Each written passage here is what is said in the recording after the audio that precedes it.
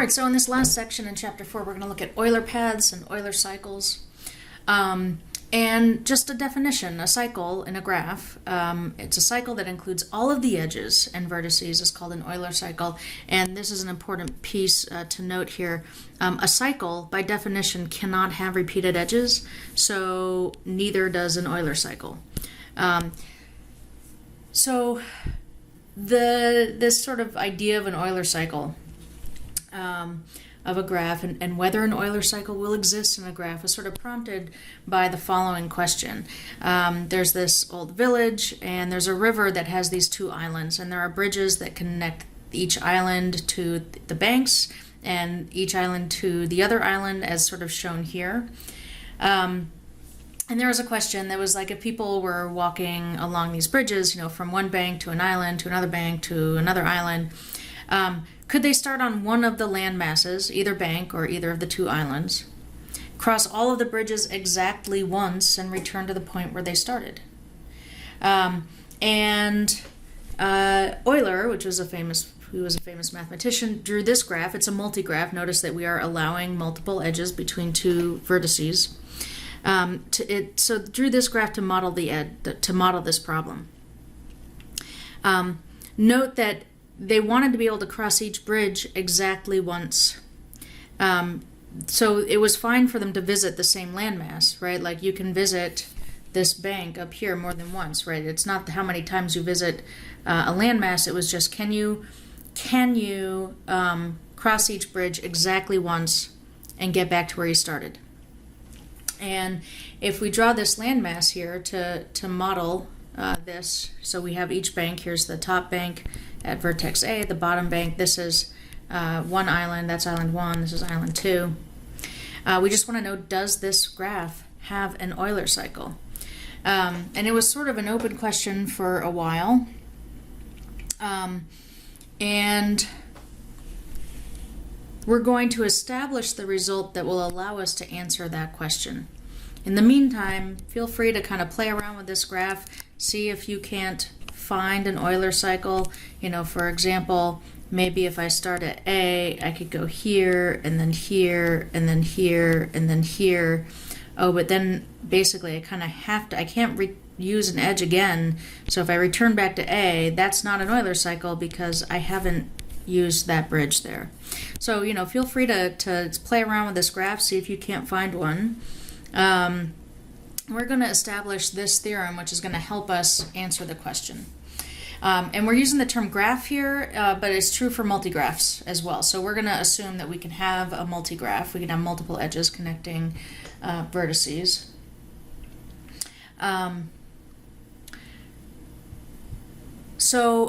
This theorem says that a graph with more than one vertex has an Euler cycle if and only if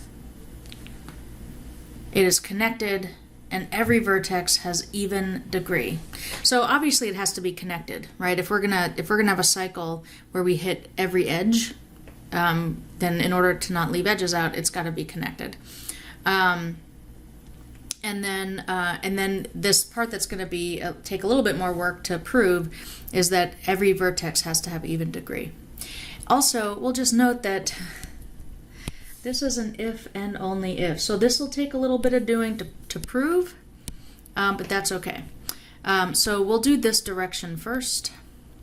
So we're going to suppose that G has an Euler cycle.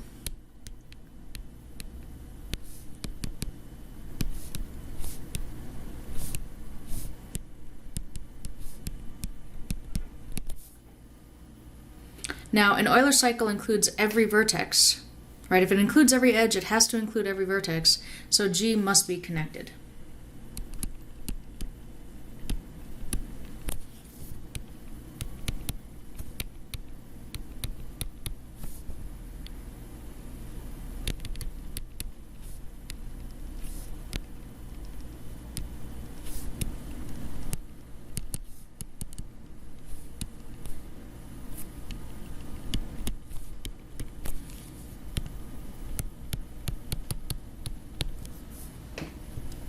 All right, now as far as the degrees of the vertices go, for a vertex V, in this graph.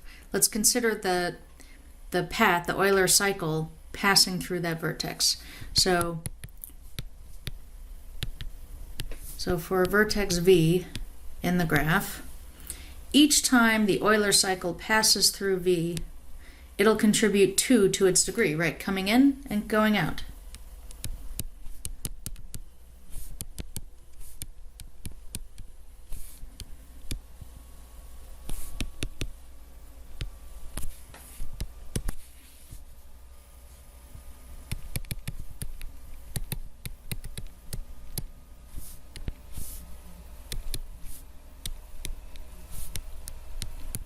So that means that the degree of V has to be even, right? The cycle is going to pass through that vertex some whole number of times. And each time it does, it contributes 2 to the degree. So the degree of V must be even. And that really takes up, that takes care of this direction. So this direction is not too bad. The other direction is going to take a little bit more doing. And so to prove this direction, what we're going to do is suppose that G is connected and that the degree of every vertex is even.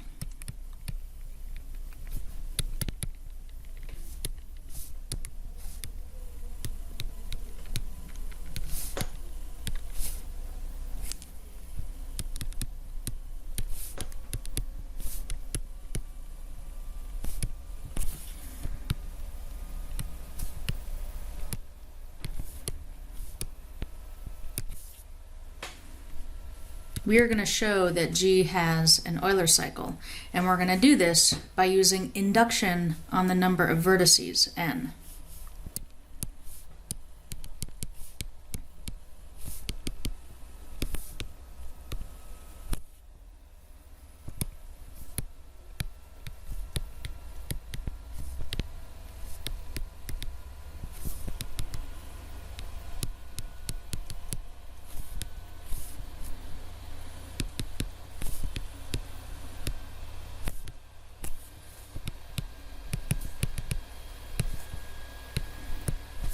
Okay, so n is the number of vertices in the graph. So with induction, you have to establish a base case. So we need, if our graph to be connected, we need at least 2 vertices. And in fact, that's explicitly stated in a theorem, a graph with more than one vertex. So our base case is n equals 2. So here's what a graph with 2 vertices looks like, right?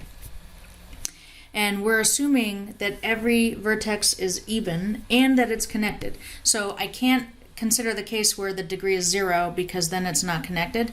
So it's connected, which means we have to have, and if we have one edge, that means that, here every vertex has even degree, so I need another edge.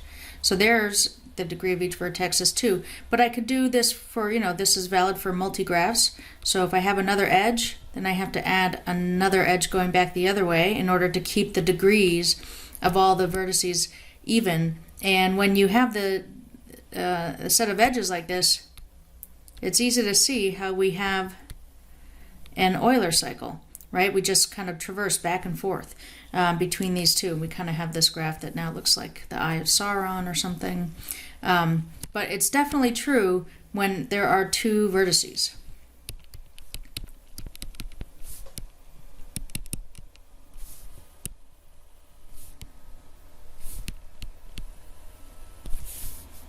So G has an Euler cycle. We've established it for the base case.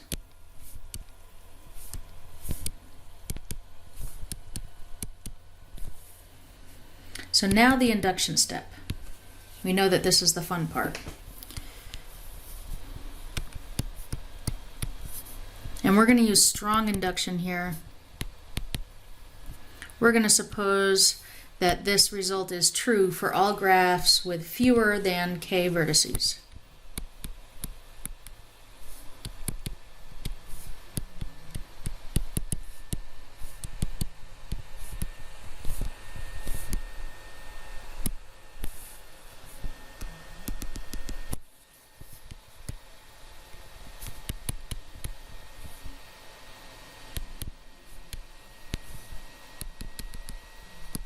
So that means it's true when n is equal to 2 or 3 or 4, all the way up to k minus 1. And now we're going to let G be a graph with k vertices.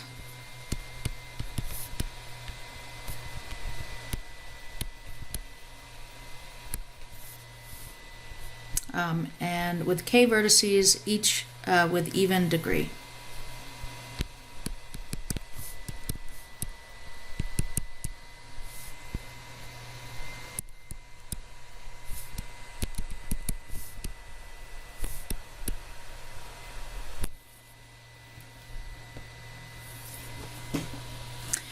So we're going to basically construct an Euler cycle here. So let's grab a couple vertices in G. So if, let's say, V1 and V2 are vertices,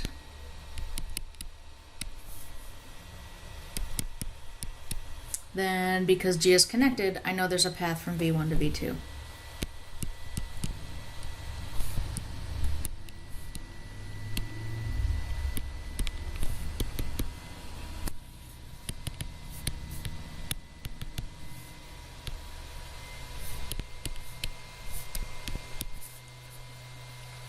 Now the degree of V2 is even. That's by supposition, right? We suppose that all the vertices have even degree. So, because the degree of V2 is even, then once I get to V2, that's sort of taken care of. One edge connected to V2, the degree is even. I know there's an edge leading out, right? So we can continue the path.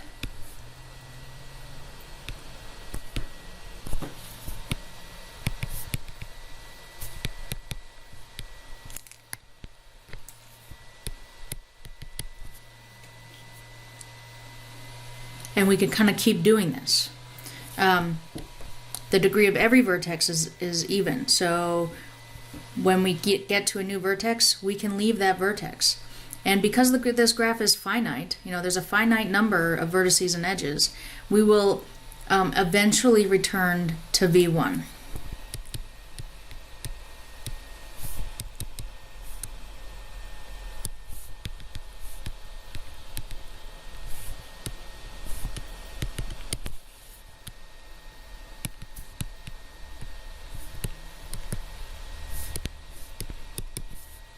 Now, we have constructed a cycle, right? Because we started at V1 and we ended at V1. And it may not be an Euler cycle for this graph G, but it is an Euler cycle for some graph, like maybe a subgraph, right? So I'm going to say that we have constructed an Euler cycle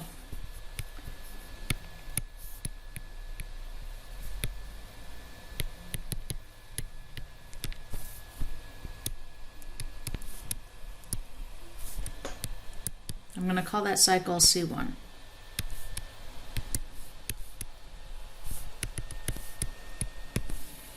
Now I'm going to go into the next page here. I've given us a bit more space. If C1 is an Euler cycle for G,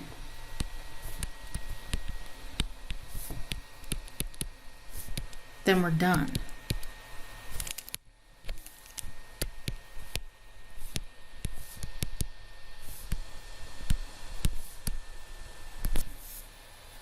If not, then it's an Euler cycle for some subgraph of G.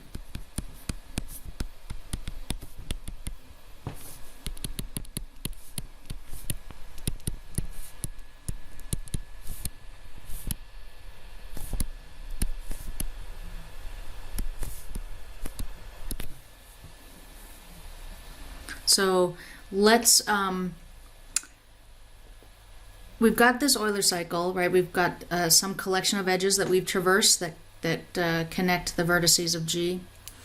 We're going to look at the subgraph, not the subgraph that contains the edges of this Euler cycle C1, but we're going to let G prime be the subgraph of G that we get by removing these edges of C1. So we've imagined like I'm traversing this path from V1 to itself, and as I traverse each edge, I like erase it, like burning your bridges after you cross them.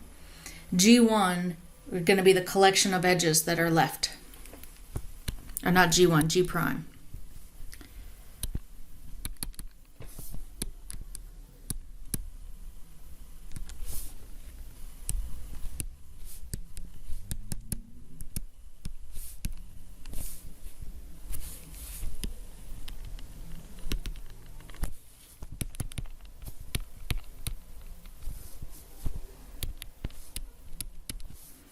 So let's let E be an edge of G prime. It's not in the cycle C1 by definition.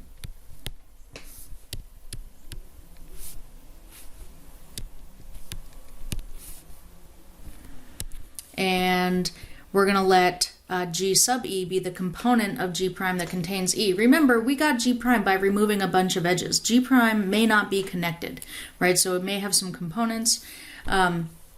And so we're going to let G sub E be the component of G prime that contains E.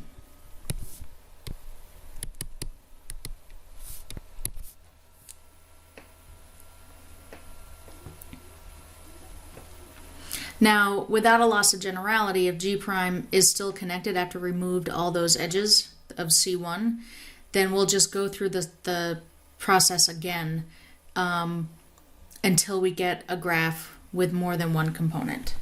So I'll just sort of include that as a note. Without a loss of generality,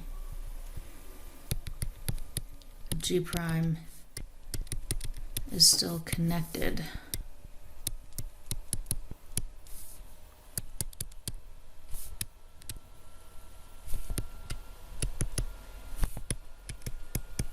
And remove another cycle until we get a graph G prime with more than one component.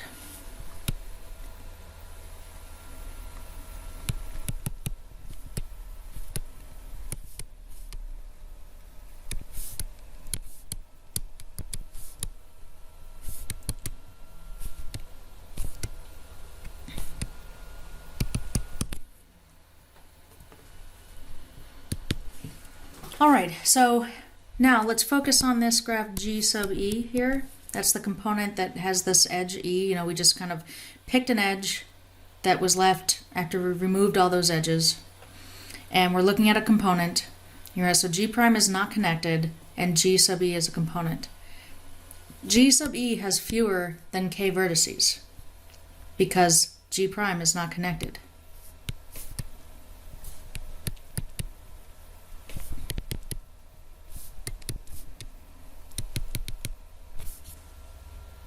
And so by our induction hypothesis, it has an Euler cycle, and we're going to call it C2.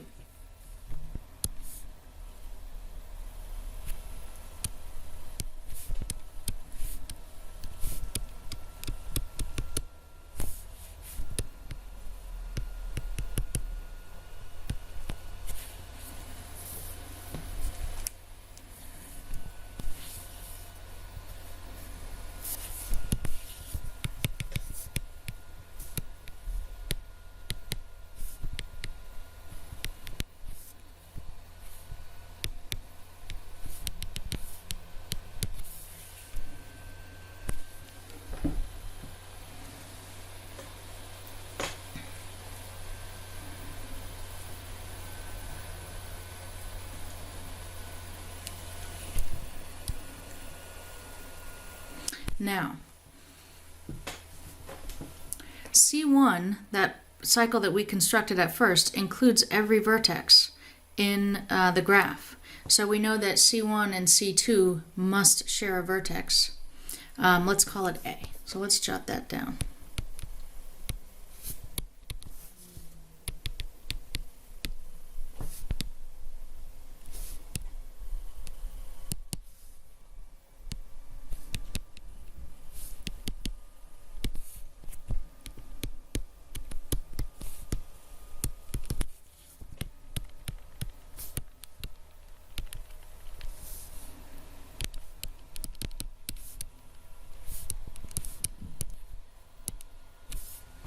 Now we're going to take this C1 cycle that hits every vertex and we're going to extend it. So let's extend C1 as follows. We're going to begin at vertex A.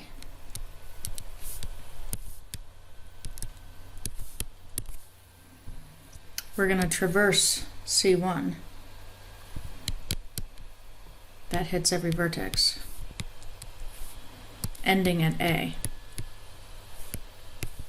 Now that we're at A, we can pick up the C2 cycle.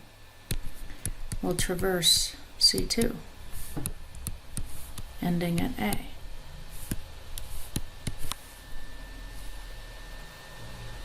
This cycle that we've just traveled, this will be an Euler cycle for G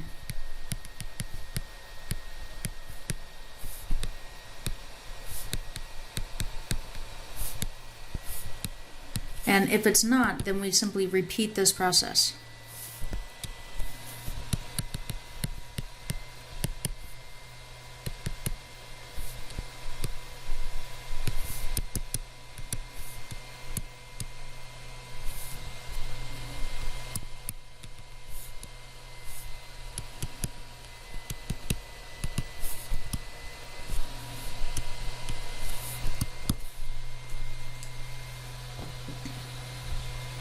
Okay, so we've just established that if we have a connected graph, that graph has an Euler cycle if and only if it's connected and every vertex has even degree.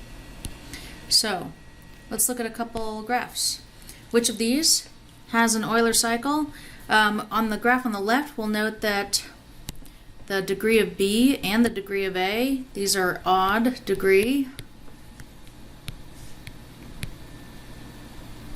So no Euler cycle.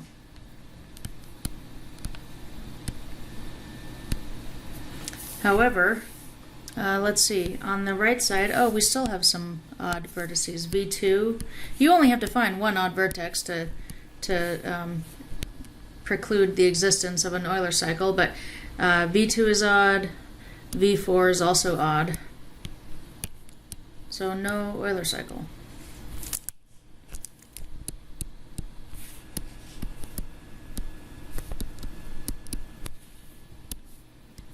Let's return to that initial question about crossing the bridges. So here's the multigraph that was drawn to model it. We'll just note that vertex B is odd, and so is C, in fact. So, in fact, actually, they're all odd, right? So you only need one vertex to have odd degree in order to, preclude the existence of an Euler cycle, but this one, super extra, has no Euler cycle. Every vertex is odd degree. So can the citizens cross each of the bridges exactly once and return to the starting point? No. Every vertex has odd degree.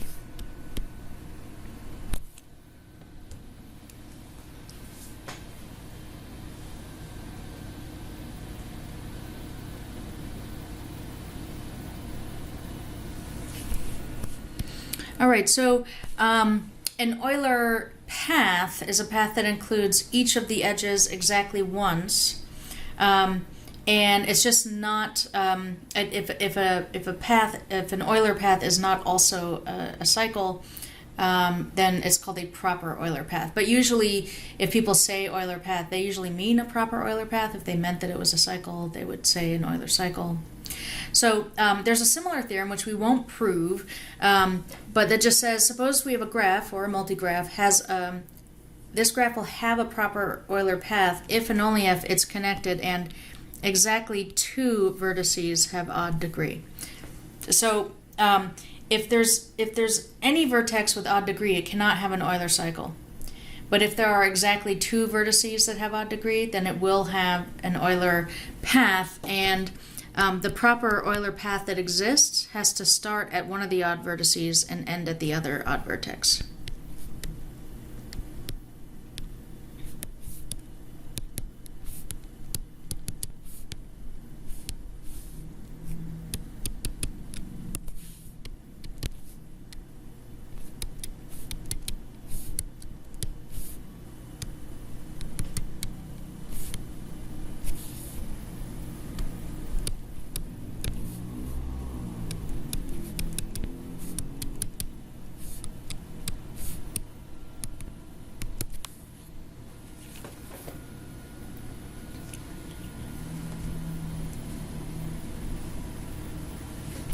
Okay.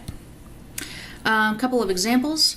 We're going to figure out which of these graphs has a proper Euler path. So if you just look at the degrees of these vertices, so V2 has odd degree, that's V1 and V3 are even, V4 has odd degree, V5 and V6 are both even. So there is a proper Euler path because there are exactly two vertices with odd degree.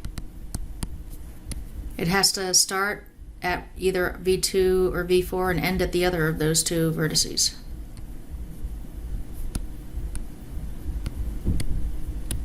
And in fact, we could even find it. So say we start at V2. We can go down to V1, to V4, maybe V6, V5, back to V4,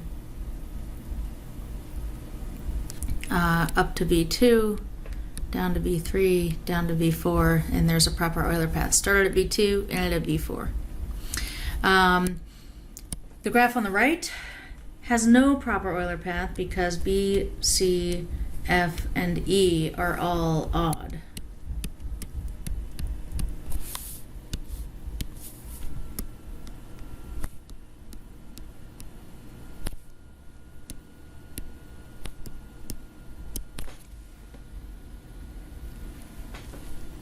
And then finally, just talking about digraphs. So now we have directed edges, and a digraph has an Euler cycle if and only if it's connected, and the in degree is equal to its out degree. Now that kind of makes sense because every time you enter the vertex, you have to be able to leave it if you're going to be able to continue the path. So in the graph on the left, this has an Euler cycle. If we go starting at vertex A, that's in 2 and out 2, D is in 1 and out 1, C and B are both in 1 and out 1, so this has an Euler cycle. The graph on the right has no Euler cycle, and we can see that because, for example, V5 is a sinc, right? The out degree is 0, the in degree is 2. Similarly, in V1, the in degree is 1 and the out degree is 3. So there's no Euler cycle.